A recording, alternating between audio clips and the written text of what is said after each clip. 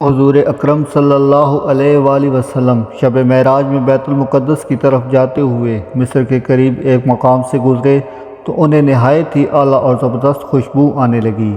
آپ صلی اللہ علیہ وآلہ وسلم نے حضرت جبریل علیہ السلام سے پوچھا، یہ خوشبو کیسی ہے؟ جواب ملا کہ فرعون کی بیٹی کی باندی مشاطہ اور اس کی اولاد کی قبر سے آ رہی ہے۔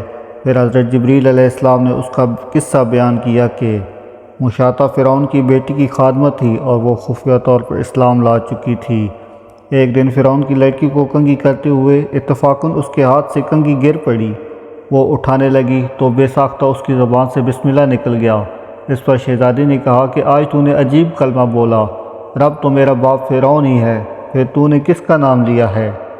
تو اس نے جواب دیا، فرعون رب نہیں بلکہ رب وہ اللہ ہے جو مجھے، تجھے اور خود فرعون کو روزی دیتا ہے۔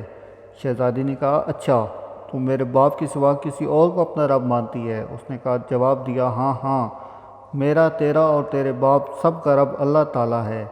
شہزادی نے اپنے باپ سے کہلوایا۔ وہ سخت غضبناک ہوا اور اسی وقت اسے برسر دربار بلوا بھیجا اور کہا، کیا تو میرے سوا کسی اور کو اپنا رب مانتی ہے؟ اس نے کہا، ہاں، میرا اور تیرا رب اللہ تعالیٰ ہے جو بلندیوں اور بزرگی والا ہے۔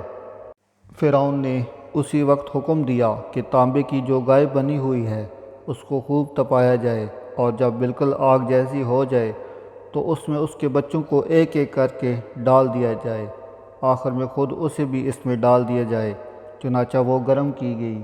جب آگ کی جیسی ہو گئی تو حکم دیا کہ اس کے بچوں کو ایک ایک کر کے اس میں ڈالنا شروع کرو۔ اس نے کہا، بادشاہ ایک درخواست میری منظور کرو، وہ یہ کہ میری اور میرے ان بچوں کی ہڈیاں ایک ہی جگہ ڈال دینا۔ اس نے کہا، اچھا، تیرے کچھ حقوق ہمارے ذمہ ہیں اس لیے منظور ہے۔ اس کی دونوں بچیاں اس کی آنکھوں کے سامنے اس میں ڈال دی گئی اور فوراً جل کر راکھ ہو گئی۔ پھر سب سے چھوٹے بچے کی باری آئی جو ماں کی چھاتی سے لگا ہوا تھا۔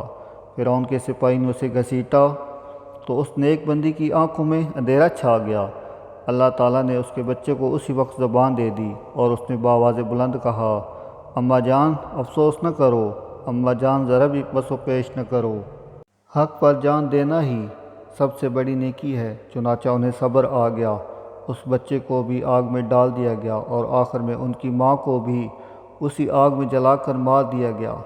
یہ خوشبو کی مہکیں اسی جنتی محل سے آ رہی ہیں۔ سبحان اللہ۔